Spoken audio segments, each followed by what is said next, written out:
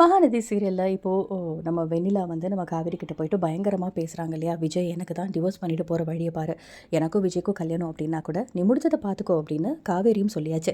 இருந்தாலும் மனசுக்கு ரொம்ப கஷ்டமாக இருக்குது காவேரிக்கு. என்னடா பிரச்சனை எழுத்துட்டே போகுது அப்படின்னு சொல்லிட்டு விஜய் கிட்ட இதை பற்றி பேசிகிட்டு இருக்காங்க. வெண்ணிலா இந்த மாதிரிலாம் பேசிட்டு போனாங்கன்னு. இப்போது விஜய் யோசிக்கிறார், எவ்வளோ தைரியம் இருந்தால் வெண்ணிலா அப்படிலாம் பேசுவா, நான் அவளாக இதெல்லாம் செய்யலை.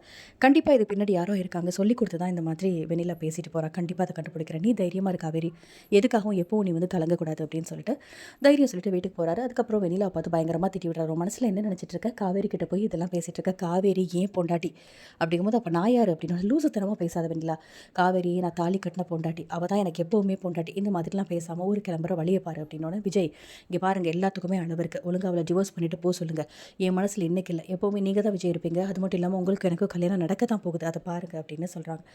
இப்போ வரைக்கும் வெண்ணிலாக்கு ஏதாவது பண்ணுங்க, நல்லது பண்ணுங்க அப்படின்னு தான் காவேரி சொல்லிட்டு இருக்கா. அப்போவே சொன்னான், ஏன் இவ்வளோ கோவப்படுறாங்க, கண்டிப்பாக அவங்க கோவப்பட்டாங்கன்னா அவங்களோட கேரக்டர் இது கிடையாதுன்னு என்கிட்ட அப்போவே எவ்வளோ சொன்னான். நான் தான் லூசுத்தனமாக கேட்கல.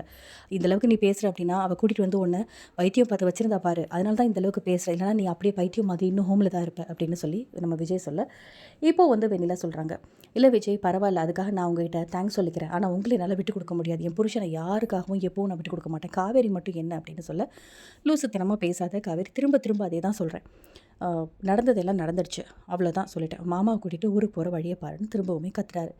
இன்னொரு பக்கம் வந்து வெண்ணிலா, இல்லை விஜய் முடியாது அப்படின்னு சொல்லிட்டு இருக்காங்க. கோவப்பட்டுட்டு விறுவிறுன்னு விஜய் வந்து சொல்கிறாரு, போயிடுறாரு. வெண்ணிலா முறைக்கிறாங்க, என்னப்பா நடக்குதுங்க அப்படின்னு சொல்லிட்டு தாத்தா கேட்க, வெண்ணிலா போயிட்டு காவேரி கிட்ட இந்த மாதிரி பேசியிருக்கா தாத்தா அப்படின்னு சொல்ல, என்ன முட்டாள்தனமாக பேசியிருக்க வெண்ணிலா, காவேரி இந்த வீட்டு பொண்ணு, இந்த வீட்டு மருமக, எப்போவுமே அவள் தான் விஜயோட பொண்டாட்டி, நீ விஜயோட பொண்டாட்டி ஆக முடியாது, நல்ல புத்தி வந்து நீ வந்து உன் மாமன் போ, இப்படி பைத்தியக்காரத்தனம் பண்ணிக்கிட்டு இருக்காத, நான் உனக்கு என்ன தான் சொல்கிறது அப்படின்னு எனக்கே தெரியலன்னு தாத்தா வந்து பிடிச்சி கத்தி விடுறாரு வெண்ணிலாவை. வெண்ணிலா முறைச்சி நிற்கிறாங்க. அடுத்து என்ன நடக்க போகுதுன்றதை பார்க்கலாம். இந்த வீடியோ பிடிச்சிருந்தால் லைக் பண்ணுங்கள். அண்ட் இந்த மாதிரி அப்டேட்க்கு நம்ம சேனலை சப்ஸ்கிரைப் பண்ணுங்கள். தேங்க்யூ.